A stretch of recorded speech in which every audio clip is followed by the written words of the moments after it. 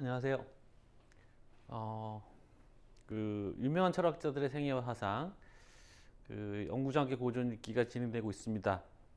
지금 오늘 4회차인데 그동안 김인권 선생님하고 김정호 선생님이 번갈아 강의를 해주셨고요. 제가 이제 4회와 5회를 진행하게 됩니다. 저는 정암학당 학당장이기도 하고 연구원이기도 하고 유명한 철학자의 생애와 사상 공동 번역자이기도 한 김주리입니다. 어, 제가 맡게 되는 부분은 이제 6, 7, 8, 9입니다. 이게 공역자들이 공동 작업을 한 거긴 한데 또 주 번역자들이 있어서요. 그래서 가급적이면 강의를 이제 네 명이 공역을 했는데 이종호 선생님은 강의를 사양을 하시고 그래서 셋이서 강의를 나눠서 하게 됐습니다. 6회분 강의여서 2회분씩 강의를 하게 됐고요.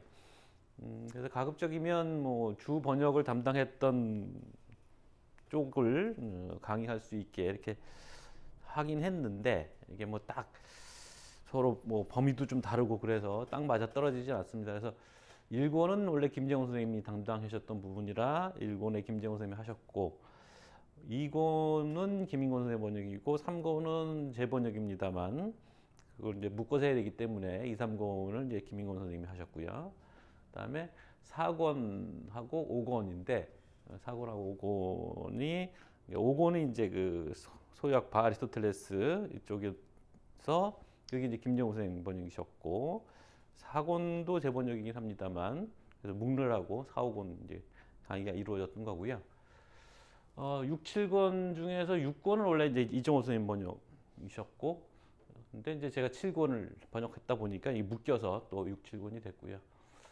8, 9권은 제가 주로 했고, 8권의 일부를 제가 하고, 그래서 이제 10권 에피크로스를 또 김인권 선생님이 번역하신 부분이라서 거기 또 가장 중요한 부분이기도 하고요. 그래서 10권 전체를 한 강좌에 할당을 하다 보니까 제가 이것저것 주워 모아서 욕심산업계에 4권씩이나 하게 된 모양이 됐습니다.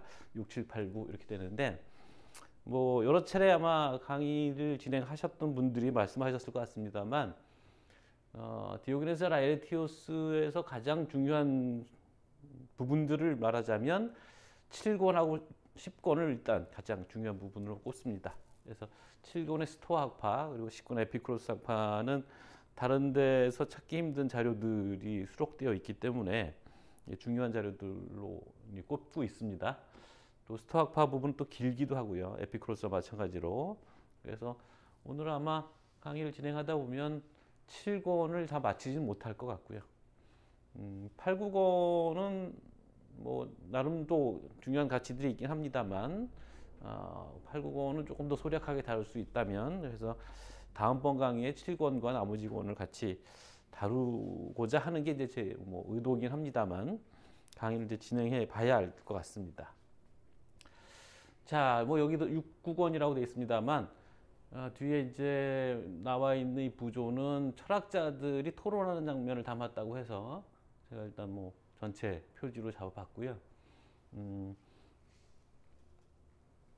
이게 6권 견유학파인데 이거는 고대 조각상은 아니고요. 현대 작가입니다. 이름이 앤디 랜드지온이라는 영국 사람인가 미국 사람인가 그렇던데 그 그리스 신화라든가 또는 철학자들의 그 현대 동상들 만드는 사람인데 이 지금 밴드가 그 19금이 아니기 때문에 청소년도 들어올 수 있어서 일단 제가 검열을 했습니다.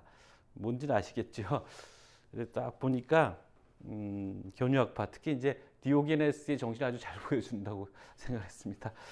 세상 엿먹어라 비슷한 그런 정신이라서 좀 처음에 독자의 관심을 끌기 위해서 일단 제가 담아봤습니다. 그래서 강의는 먼저 6권에 관련된 아주 간략한 사항들을 그냥 몇 가지 그림을 통해서 훑어보고요. 그 다음에 좀 구체적인 얘기들은 제가 그 PDF 안에 있는 텍스트에 표시를 해서 가져온 게 있으니까 그 부분들을 중심으로 내용을 훑어보는 텍스트를 보는 방식으로 진행을 하겠습니다. 디오게네스. 근데 이제 이 지금 뭐 유권 그러니까 중반이 좀 넘어서는 때니까 지금까지 해봤던 얘기를 조금 한번 정리해 보면 일본에서는 이제 그 칠현인들 그러니까 그리스의 전통적인 현자들을 쭉 담았죠. 뭐 칠현인뿐만 아니라 그 외에 그 주변에 있는 더 여러 다양한 인물들을 담아놓은 게 이제 일본이고요. 그래서 철학의 기원부터 시작해서 뭐 탈레스가 거기 이제 포함이 돼 있죠. 철학자이긴 한데 탈레스가 이례적으로 이제 그 칠현인에 꼽혀 있기 때문에 탈레스가 거기 이제 포함이 돼 있었고, 그리고 이제 디오게네스 라에티우스가 학파들을 소개하는 방식으로 주로 이제 이 철학사를 서술했기 때문에 그 학파를 크게 나눠서 이제 이오니아 학파와 이탈리아 학파 이 둘로 나누고, 그 이오니아 학파를 우리가 보통 이제 이오니아 쪽에서 철학이 발흥했다고 하고 밀레토스에서 시작했다고 하는데 탈레스는 일본에서 다뤘기 때문에 탈레스가 빠지고 아낙시메네스부터 시작하는 이오니아 학파 얘기들이 쭉 진행이 되는데, 그게 이제 이곤에서 소크라테스로 이어지죠. 그리고 소크라테스와 그의 이제 후예들, 그러니까 소소크라테스들이 다뤄집니다. 이미 다 강의를 들으셨으니까 뭐 자세한 설명은 안 드리겠습니다. 그리고 나서 이제 3권은 소소크라테스가 아닌 대소크라테스인 플라톤 얘기가 한 권 전체에 받쳐지고, 4권에 가면 이제 플라톤의 학파였던 아카데미 학파 얘기들이 이제 진행이 됐던 거죠. 그리고 이제 5권의 아리스토텔레스와 소유학파. 그러니까 이제 어떤 의미에서는 이제 시간적 순서로 진행이 된 겁니다. 그런데 6권에 오면 이제 안티스테네스가 나옵니다.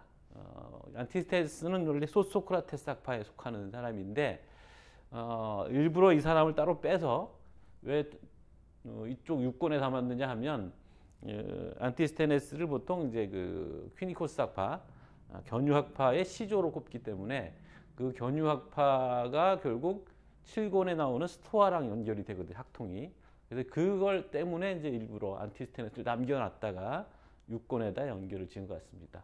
그래서 이 안티스테네스의 흉상이 남아 있는데 이게 티볼리라는 곳에 어떤 집이죠, 카시오스의 집이라는 곳에 발견된 것이고, 이거 오래된 흉상인 것 같습니다. 안티스테네스 대략 445년에서 365년, 그러니까 소크라테스의 죽음 이후까지 살았던 사람이죠. 그래서 아테네 사람이고 이런 정보를 담았고요. 그 다음이 이거는 이제 뭐 거기 텍스트에 나오는 내용인데 뭐 이거는 앞부분이니까 좀 말씀을 드리죠.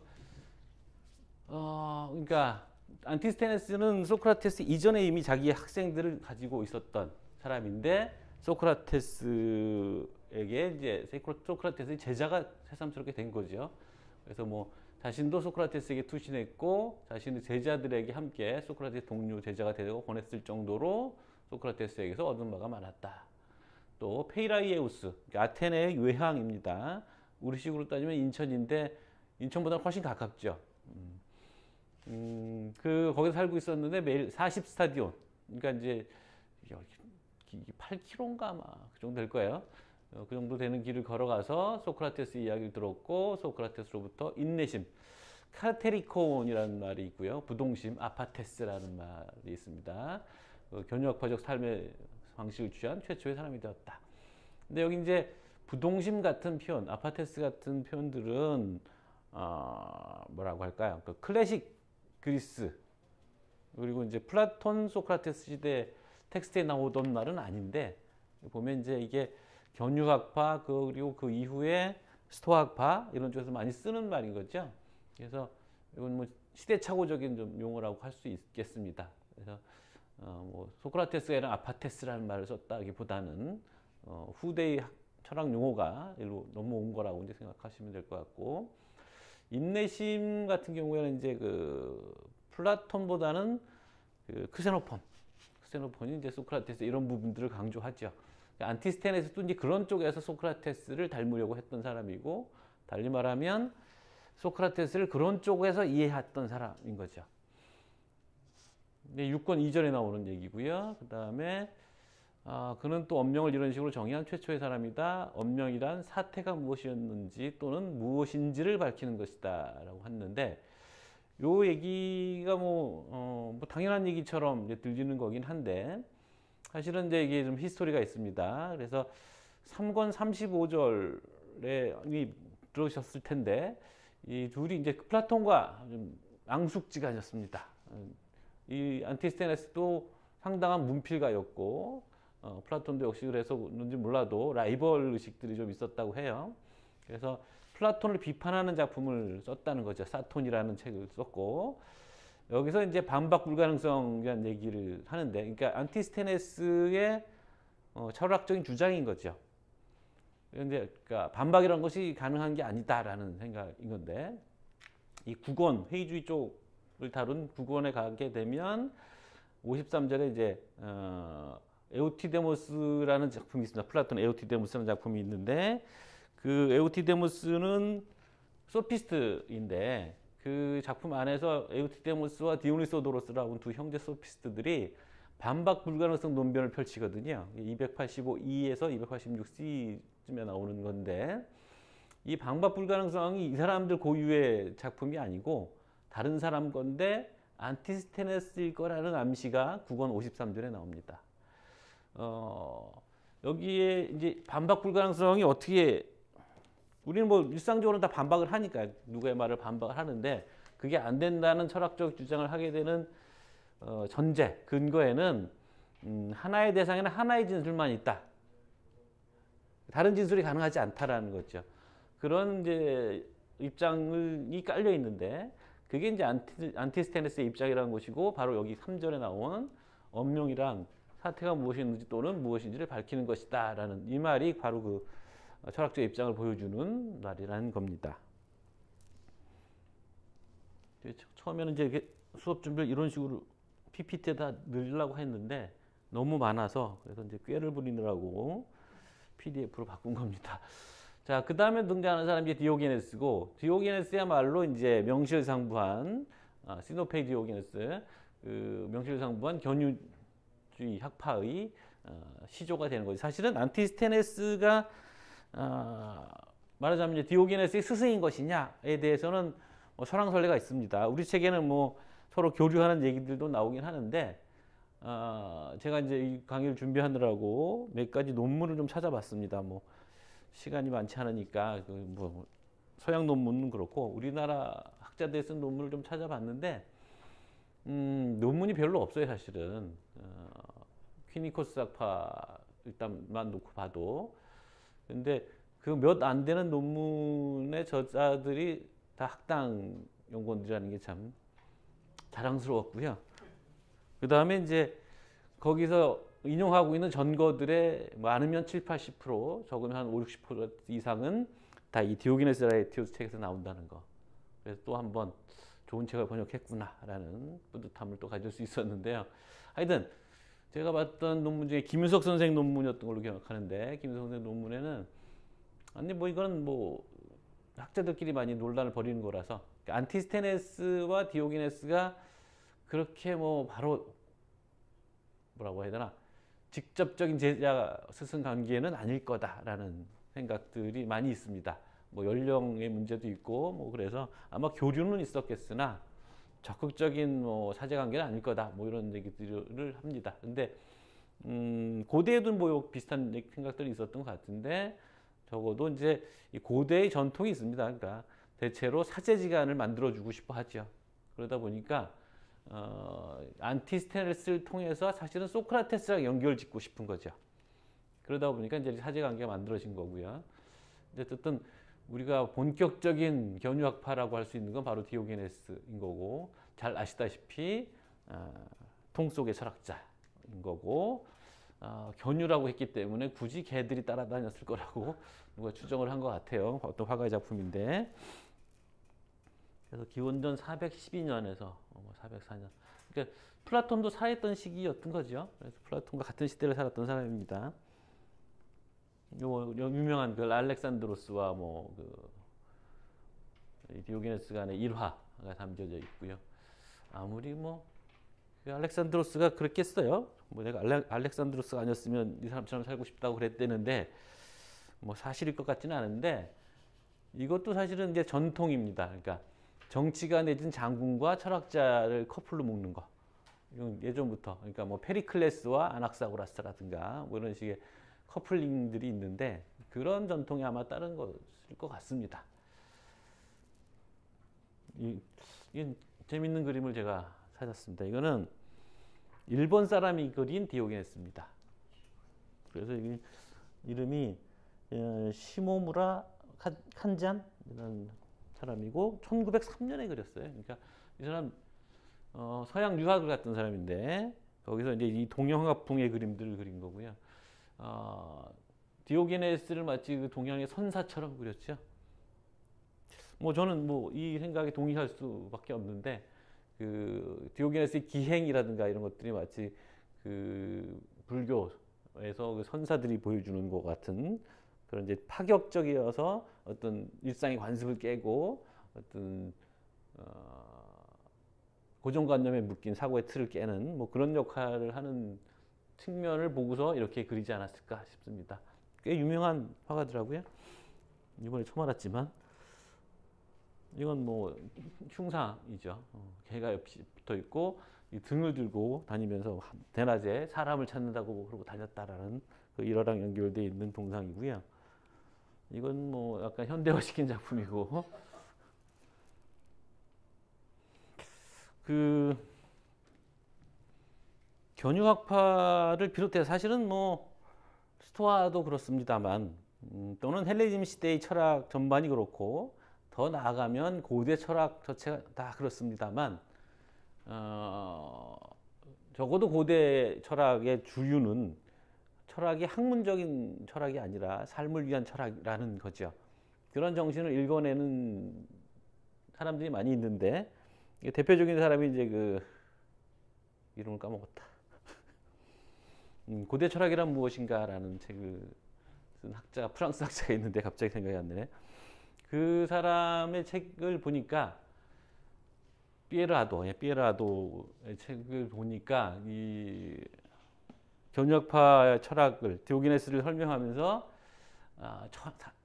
디오게네스는 삶을 선택했다라는 얘기를 합니다. 여기 지금 르슈아 드비 삶의 선택이라는 말인데 그 앞에 무슨 말을 썼냐면 유니크망 그러니까 뭐 특별하게 유독 뭐 이런 그러니까 삶을 누구나 선택하죠. 근데 그 유니크망이라는 말이 들어가면서 그러니까 지금 이 삶을 선택한다라는 소리입니다. 그러니까 어떤 뭐 미래의 어떤 삶을 위해서 현재의 어떤 뭐 자기가 어떤 것들 욕구를 참고 이런 게 아니라 지금 살아있는 상상한 지금의 삶을 선택한다라는 말로 얘기를 하죠. 그러니까 디오게네스의 그 괴팍함, 기행 이런 것들의 근저에는 삶을 그 자체로 받아들이려고 하는 어떤 치열한 의식이 있는 거다. 이런 얘기를 한 거라서 제가 이런 거 검색을 했으니까 이렇게 그림이 나오길래 잡아봤고요.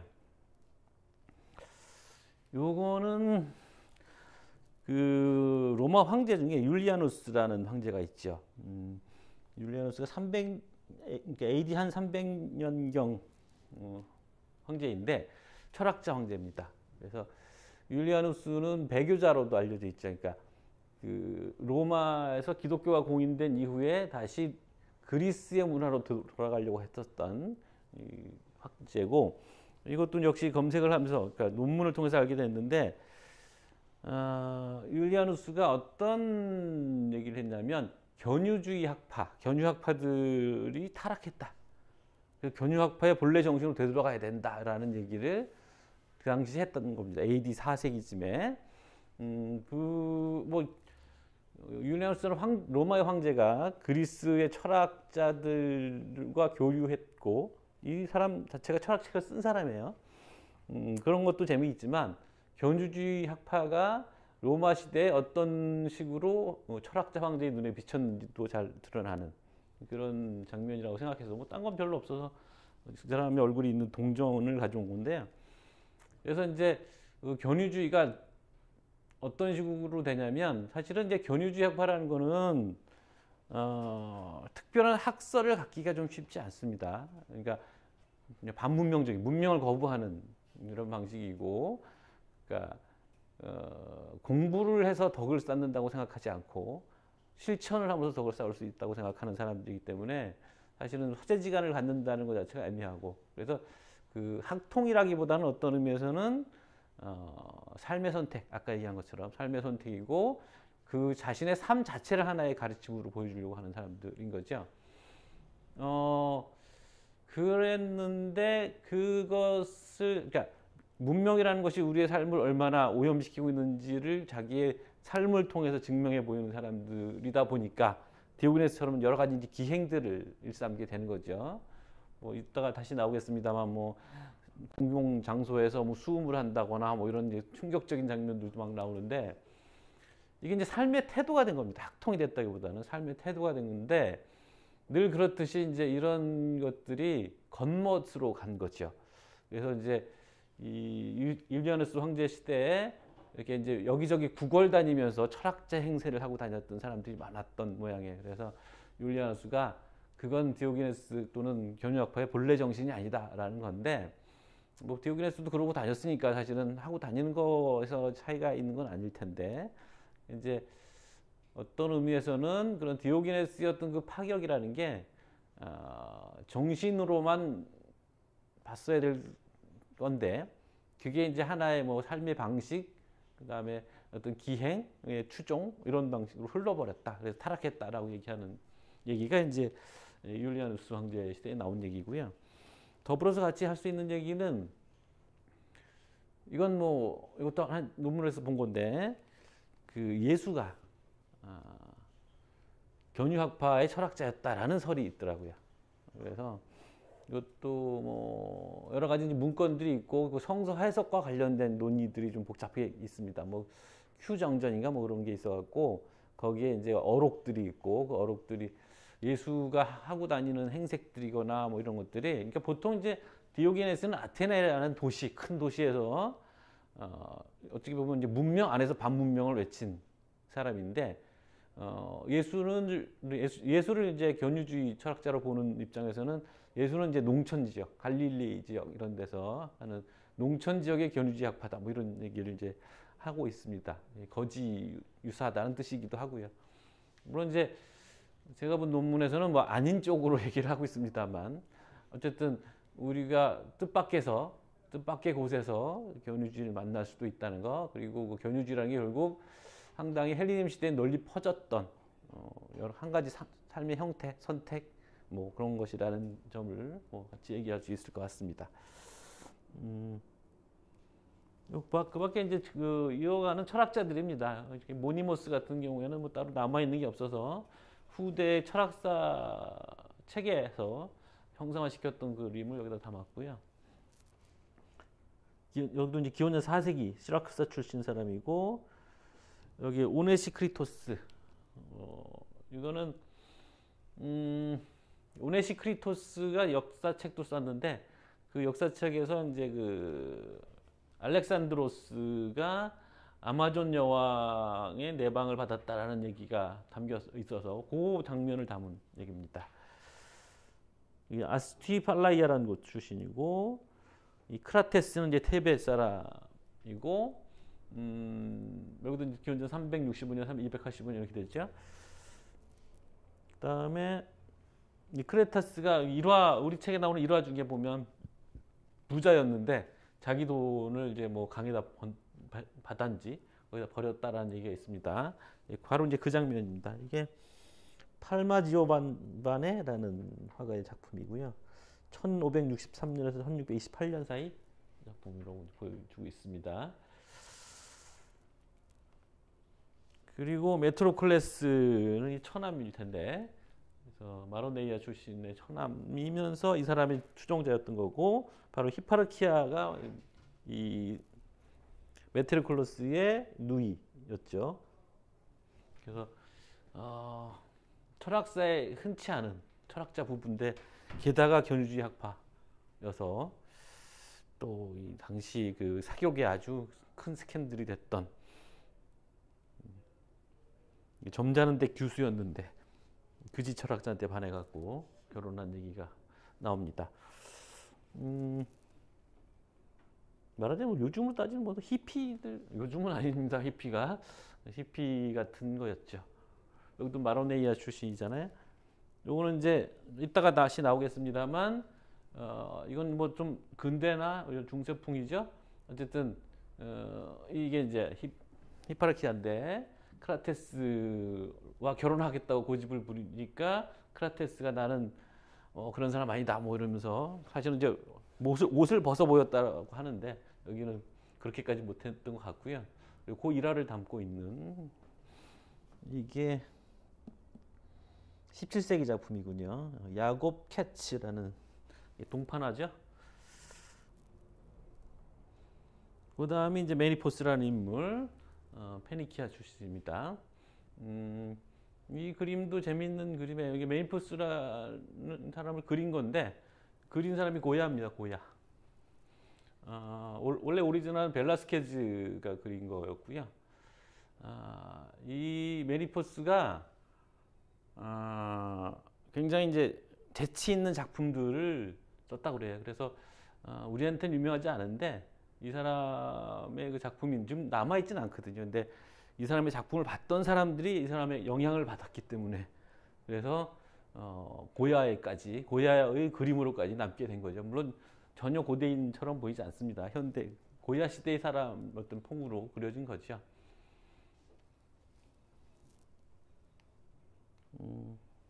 여기 뭐 그 설명입니다만 일단 화면에 그냥 띄워두고 나중에 천천히 보십시오. 그 다음에 이제 메네데모스라는 인물, 기원전 3세기 활동인데 출신지는 잘 모르고요.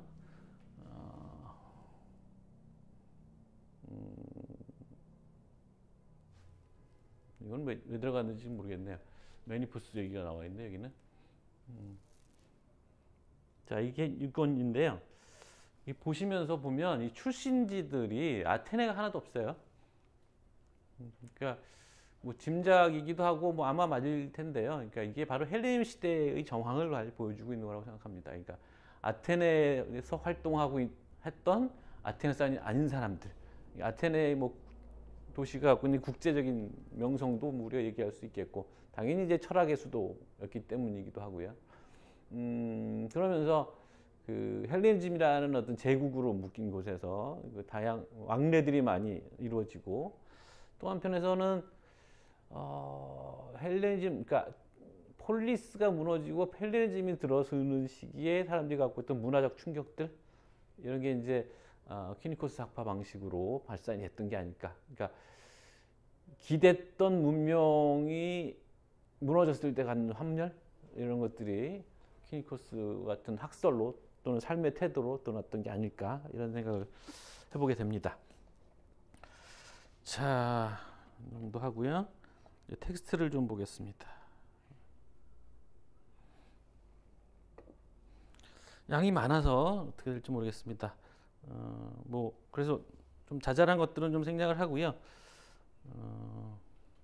보시면 이 안티스테네스는 원래 이제 고르기아스의 제자였다라는 얘기죠. 연설가 레토르인데 뭐 보통 수사학자라고도 합니다만 그 수사학이라는 거는 아무래도 문체 뭐 이런 쪽에 중점이 있어서, 근데 고대 최초의 레토르들은 실제로 연설을 하는 사람들이거든요. 그래서 연설가 쪽으로 번역을 맞춘 거고요. 그래서 고르기아스가 유명한 연설가이자 소피스트였던 사람이었어서 이 사람이 제자로 출발했다는 얘기는 이 사람도 연설가 또는 수사학 쪽에 조예가 있었던 인물이었다는 거죠. 그래서 연설문에 어투를 끌어들이기도 했다, 뭐 이런 얘기가 있는 거고요. 그리고 아까 읽었던 소크라테스에게 투신한 얘기가 있고요. 아까 그 제가 텍스트에 썼던 카르텔콘하고 아파테스 얘기, 인내와 부동심, 그래서 견유학파적 삶의 방식을 취한 최초의 사람이 됐다. 이것도 좀 날라온 게 좀 말씀을 드릴 수 있을 것 같습니다. 그러니까 우리가 이제 소크라테스라는 인물로부터 얼마나 다양한 학파들이 쏟아져 나왔는지를 이제 볼 수가 있습니다. 그리고 그 소크라테스의 삶의 방식에 대해서도 뭐 그의 제자들이 굉장히 주목을 했던 것이고, 아마 이거는 역사적인 소크라테스가 원래 그랬을 것 같아요. 왜냐하면 지금 증언들이 일치하고 있거든요. 그러니까 안티스테네스도 그렇고, 그 다음에 이제 플라톤도 그렇고, 그리고 또 크세노폰이라고 하는, 그러니까 앞에 강의에서 이제 얘기를 들으셨을 것 같습니다만, 소크라테스가 직접 글을 쓰지 않았기 때문에 소크라테스 사후에 또는 소크라테스 죽음을 앞두고 전후에 소크라테스의 제자들 또는 주변 인물들이 소크라테스가 평소에 다른 사람들과 대화를 하던 그 풍을 따와서 철학적 대화를 나누는 작품들을 많이 씁니다. 일종의 하나의 장르가 될 정도로 소크라틱 다이얼로그라는 그 장르가 될 정도로 많은 작품들이 나옵니다. 거기에는 이제 뭐 소크라테스의 친구였던 크리톤 같은 사람들의 작품들도 있고요. 그다음에 뭐 파이돈 같은 소크라테스가 이제 노예 신세를 면하게 해주었던 나중에 엘리스 학파를 세운 파이돈 같은 사람들도 있고 이 안티스테네스 같은 사람도 있고 그렇습니다만 그 사람들의 대부분의 작품들은 다 없어져서 단편으로 조금씩만 전해질 뿐이고요. 온전히 전해지는 건 이제 플라톤의 작품과 크세노폰의 작품 이렇게 돼 있습니다. 근데 이제 아까 하던 얘기에서 크세노폰도 그렇고 플라톤도 그렇고 소크라테스의 삶의 방식이 굉장히 검약하고 그 다음에 금욕적이었다라는 얘기를 하는데 이 금욕에 대해서는 얘기가 조금 갈라져요. 그러니까 크세노폰까지만 해도 이제 소크라테스의 금욕, 견뎌냄, 인내심 이런 거 굉장히 강조합니다만 플라톤은 아마 제 생각에는 플라톤이 너무나 예술적인 사람이었기 때문에 자기의 스승 소크라테스를 굉장히 복잡하게 형상화시키죠. 한편에서는 사랑을 밝히는 사랑꾼이고 두주불사고 술 먹고 취하는 법이 없고 그러면서도 향연 같은 작품에서 한겨울에도 왼발로 다니고 다 낡은 옷을 입고 다니고 이런 모습을 보여주거든요. 그러니까 되게 초인적인 모습입니다. 근데 크세노폰과 플라톤이 서로 소크라테스에 대해 이해하는 태도가 좀 다른데 이런 부분은 어느 정도 일치하고 있습니다. 물론 어디에 방점을 두느냐의 차이는 있고 플라톤의 경우에는 제 기억에는 향연에서 몇 구절 빼놓고는 그 소크라테스의 어떤 뭐 인내심 또는 뭐 금욕 또는 뭐 그런 기행보다는 뭐 가난해서 그렇다고 하는데 옷도 없고 뭐 맨발로 다니고 그런 거 뭐 전쟁터에도 맨발로 다니고 막 그랬으니까요. 그런 건 향연에서만 주로 얘기하고 다른 작품이 별로 없는데 반해서 크세노폰은 굉장히 지속적으로 강조를 하는 정도의 차이가 있습니다. 그래서 플라톤의 소크라테스 훨씬 복잡하죠. 다면적이고. 하여튼 그런 소크라테스의 모습의 일단들이 이렇게 흘러 들어온 거죠. 그래서 견유학파의 젖줄을 소크라테스의 그쪽 측면에다 댄 건데 뭐 이미 다뤄졌을 것 같습니다만 아리스티포스 같은 그 퀴니코스 학파, 쾌락주의 학파도 소크라테스의 제자로부터 출발했다는 거 아리스티포스가 이것도 상반된 모습인 거고 사실은 플라톤은 그걸 좀 더 강조하는 측면이 있죠. 아니 뭐 갈 길이 머니까 그 정도 얘기를 드리고요. 그 다음에 여기 보시면 이제 노고라는 말, 헤라클레스와 키로스 왕을 통해서 이런 얘기 하는데 이제 안티스테네스가 자신의 저술에서 이런 사람들을 일종의 영웅으로 다룬 거죠. 그래서 그 포노스라는 말인데 노고가 좋은 것이다. 뭐 이런 얘기를 했다는 것이죠. 그래서 이게 사실은 그 견유주의 학파에도 연결이 되는 겁니다. 그래서 일부러 어떤 고생을 한 거죠. 이게 나중에 고행이랑 연결될 수 있을 것 같고, 그러면 기독교에서 얘기하는 그런 고행 그런 것도 연결될 수 있을 것 같은데 자기를 단련하는 겁니다. 포노스를 통해서. 그래서 뭐 그리스 세계로부터는 헤라클레스를 이민족으로부터는 퀴로스 왕을 끌어들여서 퀴로스는 아시죠? 페르시아를 세운 왕입니다. 그래서 이제 우리가 뭐 힘들어하는 그 어떤 고생 그런 것이 오히려 좋은 것이라는 역설을 얘기한 거죠. 그래서 이런 게 이제 퀴니코스 학파와 연결되는 지점이겠죠. 엄명 얘기는 아까 드렸던 거예요. 엄명이란 말은 로고스를 번역한 말이더라고요. 자, 그리고 이런 말, 그러니까 이게 아마 이제 지혜문답 같은 거의 전통이겠죠. 이미 이제 칠현인의 어록에서도 많이 나오는 거고 어떤 것에 대한 답을 주는 얘기들 뭐 그런 건데 사람들이 제일 궁금한 것 중에 하나가 결혼을 할 거냐 말 거냐, 하면 좋으냐 나쁘냐 뭐 이런 거잖아요. 늘 이런 식의 얘기를 한 건데, 아름다운 여자가 결혼한다면 공유하게 될 것이고 못생긴 여자라면 결혼한 벌을 받을 것이다 이렇게 했는데, 공유라는 표현이 너무 점잖아서 너무 점잖으신 분들은 못 알아들으실 것 같아서 이게 줄을 쳤습니다. 바람 핀다는 소리겠죠 이거. 얼굴값을 한다는 소리겠죠. 그리고 여기 안티스테네스 플라톤이 그를 비방했다라는 얘기, 뭐 이런 얘기 통해서 라이벌지간이었던 얘기를 드리려고 했던 거고요. 여기 11번 주석은 공유는 코이네고 벌은 포이네인데, 그래서 이게 수사학자들이 이렇게 말 리듬들 이런 걸 잘 사용하려고 하거든요. 그래서 그런 측면이 나왔던 것 같고, 그 다음에 뭐 이제 제자들은 혹독히 다뤘다는 얘기고요.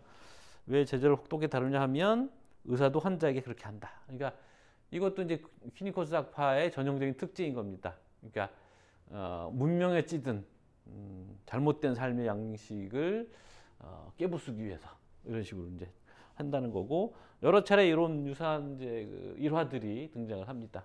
마치 뭐 우리 선사들이 뭐 제자들 못 사게 굴고 주장자로 머리 때리고 막 이러는 거 비슷한 그런 게 있죠.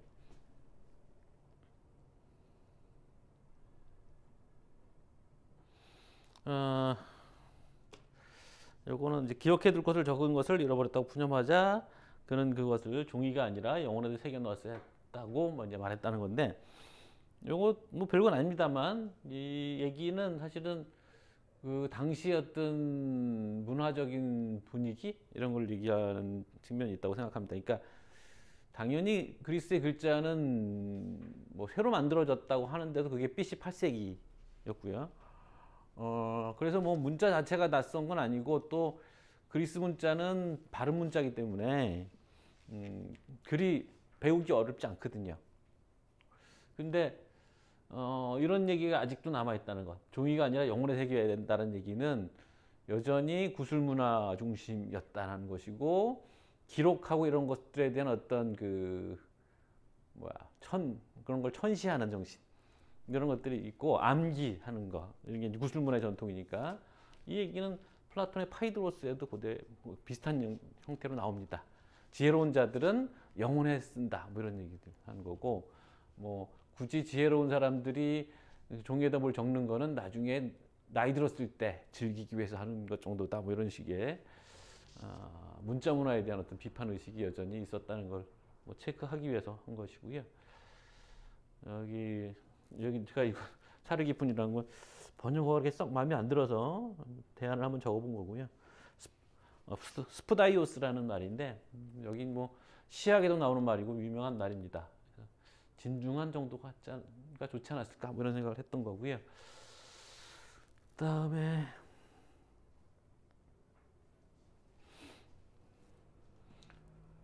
철학으로부터 무엇을 얻을 수 있느냐는 질문을 받고서 그는 자기 자신과 교제하는 능력이라고 대답했다. 뭐 긴 얘기보다 그냥 멋있어서 체크한 겁니다. 사실은 뭐 고독하게 지내는 법 또는 뭐 자기 관조 뭐 이런 얘기랑 연결 지을 수 있겠죠. 속옷을 구걸하자 그는 디오게네스에게 자기가 입고 있던 겉옷을 접어서 두 겹을 만들도록 시켰다 했는데, 우리가 그리스 사람들이 입는 옷에 대한 얘기를 조금 해야 될 것 같아요. 이 키톤이라고 하면 속옷이라고 번역하는 키톤이고요. 이 겉옷은 히마티온입니다. 그래서 뭐 그리스 로마 영화들 보시면 로마에서 이제 토가라고 부르는 건데, 긴 천을 이렇게 반 접어서 이렇게 두르잖아요 몸에다가. 그게 이제 히마티온이고요. 속옷이라고 하는 거는 이제 키톤이라는 거는 우리 한다고 따지면 이거 뭐라고 그러나? 그러니까 한복 안에 받쳐 입는 거 있잖아요. 그런 거 같은 겁니다. 근데 이 속옷이라는 말은 좀 그런데, 제가 찾아보기로는 그리스에는 속옷이 없었습니다. 속옷이 꽤 나중에 나오더라고요, 문명사에서 보면. 그래서 사실은 히마티온만 입으면 이거 그냥 다 보입니다. 여자들도 그러고 다녔다는 얘기가 있어서, 그래서 이제 보통은 이제 마고자라고 하죠. 한복에 안에 있는 마고자. 이게 이제 뭐 마고자 바람으로 다닌다고 그러고 흉보는 뭐 그러기도 하고 하잖아요. 그래서 키톤만 입고 다니는 사람들도 있었어요. 히마티온까지 이게 갖춰 입어야 이제 뭐 좀 격식 있게 입는 것인 셈일 거고, 이제 히마티온을 이제 접어서 두 겹으로 만들었다는 거예요. 그러니까 이 키톤을 안 입었기 때문에 겸사겸사 뭐 이렇게 했다는 거고요. 딱 보면 그 옛날에 그 철학과 다니는 애들이 맨날 그 야상 군대 잠바 입고 다니고 뭐 그랬거든요. 고무신 신고 이런 걸 잘못 배워갖고 이제 그런 거죠. 여기도 이제 플라톤의 험담, 플라톤이 자만에 빠져 있다. 그 앞에 이제 재치 있는 농담. 플라톤이 뭐 잘못 먹고 토하니까 담즙, 토에는 그 간에서 나온 즙이니까 담즙이겠죠. 자만은 안 보인다 뭐 이런 게 비아냥되는 건데, 이게 이제 그 이 사람들 특기죠. 큐니코스 학파의 특기입니다. 그리고 이건 이제 민주주의 비판이죠. 당나귀도 말이 나는데 표를 던지고서는 당신들도 훈련 안 받은 사람한테 투표해서 장군을 뽑는데 뭐 당나귀도 말이지 뭐 그럼 이런 식의 얘기입니다.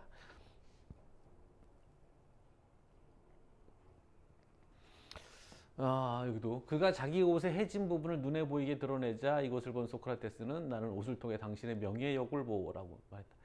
이게 이제 옛날 지금은 아까 이제 그 율리아누스 황제 얘기했던 것처럼 기행을 통해서 자신을 드러내려고 하는 것, 자귀적인 것 이런 것들이 이미 오래전부터 경고 대상이었던 거죠. 그러니까 크세노폰의 책에 이제 그 메모라빌리아 소크라테스 회상이라는 책에 이제 그 얘기가 나옵니다. 소크라테스는 검소하게 살았지만 그걸로 폼을 잡으려고도 안 했다. 뭐 이런 말이 나와요. 그래서 이제 그 기행 자체를 또는 그것이 어떤 문명을 거부한다는 제스처인데 그 제스처를 통해서 자기 오히려 그 소유욕, 명예욕 이런 걸 드러낼 수도 있다라는 그 경계 그런 부분이 있는 거죠. 그래서 보면 그 크세노폰과 안티스테네스는 뭐 퀴니코스 학파의 입장에서 보면 오히려 점잖은 축에 속하는 사람들이고, 그러니까 이 사람들은 검소한 삶을 살아야, 그러니까 소크라테스에게도 이제 쓴 말입니다만 검소하게 먹고 검소하게 살 줄 알아야 최대한 즐길 수 있다 이런 얘기죠. 그러니까 배고플 때 먹어야 가장 맛있고 뭐 이런 식의 태도를 보여주는 건데, 디오게네스는 오히려 좀 위학적인 모습까지 드러나는 거잖아요. 그래서 그걸 통해서 이제 문명에 대한 거부, 문명이 얼마나 잘못된 것인지를 보여주려는 측면도 있습니다만, 자칫하면 이제 기행 자체를 통해서 어떤 자기 만족을 얻는 이런 쪽으로 갈 수도 있는 그 선상에 있는 게 이제 그 퀴니코스 학파인 거라고 생각이 듭니다.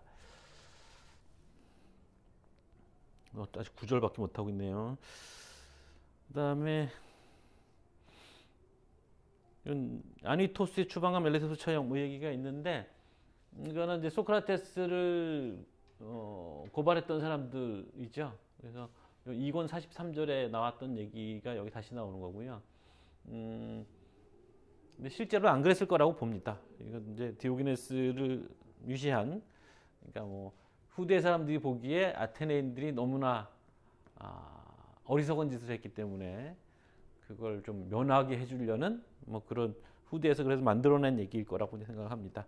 무슨 소리냐면 소크라테스가 죽고 나서 아테네 사람들은 곧바로 후회하고서 아니토스를 추방하고 멜레소스를 처형했다 뭐 이런 얘기가 있거든요. 근데 실제로는 안 그랬을 거라고 이제 대부분 봅니다. 그다음에 여기 덕은 가르쳐 줄 수 있다. 그리고 고귀한 사람이란 덕을 갖춘 사람이기도 하다라는 걸 증명했다 이렇게 돼 있죠. 덕은 가르쳐 줄 수 있다는 얘기가 왜 나오나 싶으실 것 같아서 체크를 해놓은 겁니다. 그러니까 이거는 일단 소피스트부터 이런 문제 제기를 했던 거고요. 그리고 그것이 소크라테스 플라톤의 전통에 계속 있는 거고, 특히 이제 플라톤에 와서 여러 군데의 대화편에서 덕이 가르쳐 줄 수 있는 거냐 뭐 이런 논의들을 합니다. 근데 뭐 상식적으로 생각하면 또 우리가 금방 이해가 될 수가 있죠. 그러니까 뭐 용기라는 건 타고나는 거냐, 아니면 뭐 학습을 통해서 길러줄 수 있는 거냐, 뭐 이런 얘기가 쉽게 할 수 있는 것처럼 그런 맥락이 있고, 여기에 대해서 이제 긴 철학사적 논의가 이제 진행이 됩니다. 덕이 뭐냐, 뭐 등등의 논의들이 이제 진행이 되는 거고요.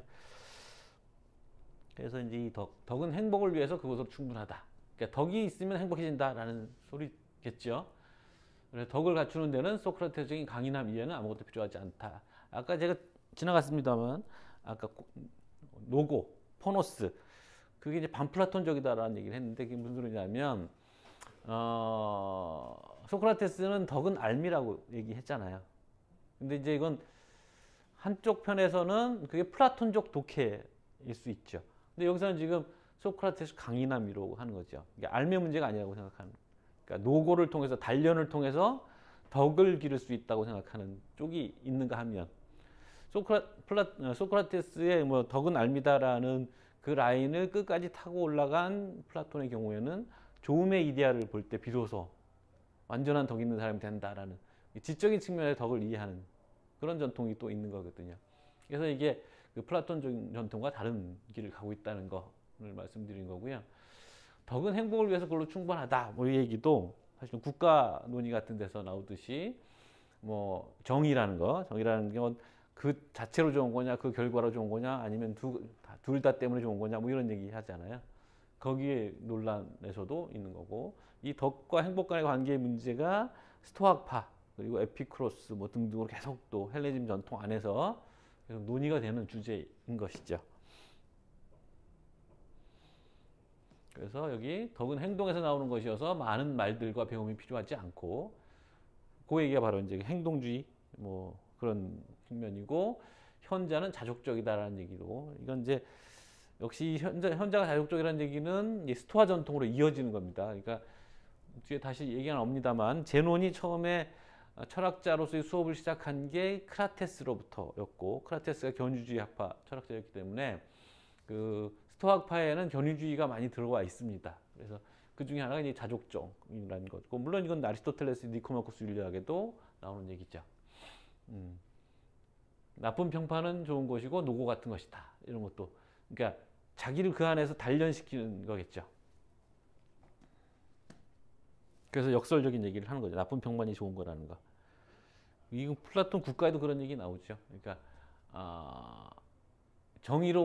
사실은 정의로운 사람이 사람들로부터는 부정의하다는 소리를 듣고, 사실은 부정의한 사람이 정의롭다는 평판을 들을 때에도 정의로운 사람은 행복한가? 뭐 이런 굉장히 가혹한 조건을 내세우고 그걸 증명하라고 하는 얘기를 국가에서 하는데, 뭐 그 얘기와도 연결이 되는 것일 거고요.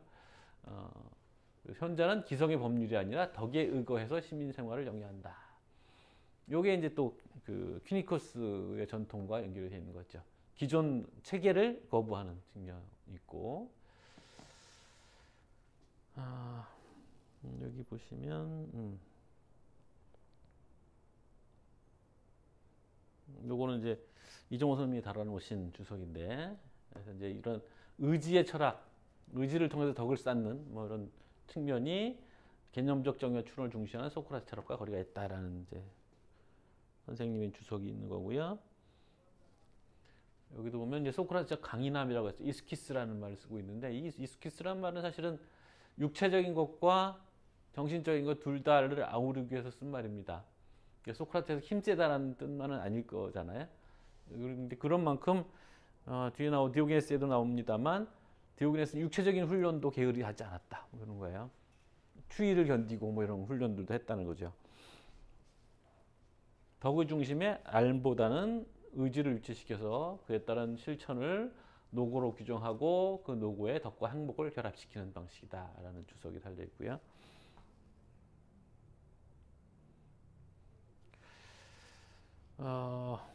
디오클레스라는 사람이 전하는 말이죠. 안티스테네스 얘기. 탁월함은 빼앗길 리 없는 무기다. 이게 이제 번역이 좀 왔다 갔다 합니다. 이건 탁월함, 덕이라고도 번역했다가 뭐 탁월함이라도 번역하는 아레테라는 말입니다. 뭐 이건 긴 설명은 또 드리지 않겠습니다. 그 밑에 또 덕이라고 번역했죠. 덕은 남자의 것이나 여자의 것이나 똑같다. 이거는 다분히 플라톤적이죠. 그러니까 메논에서 덕이란 무엇이냐 그랬더니 뭐 메논이 대답이 덕은 남자의 덕도 있고 여자의 덕도 있고 뭐 노예의 덕도 있고 뭐 그렇다 그러니까 하나만 가르쳐 달라고 그랬더니 뭐 이렇게 많이 가르쳐 주냐 뭐 그런 얘기 하는 게 있는데, 그 덕인 한해서 그것은 무엇이냐라는 질문인 거죠. 그래서 그 전통을 따르고 있는 겁니다.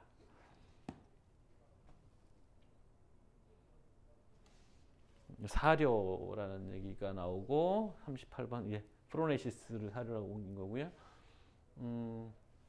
방벽은 흔들리지 않는 자기 자신의 이성 안에 건설돼야 한다라는 얘기. 그러니까 이 사람들에게도 여전히 이성은 있는 겁니다. 그러니까 반문명적인 선택을 한다고 해서 반이성적인 건 아니고요.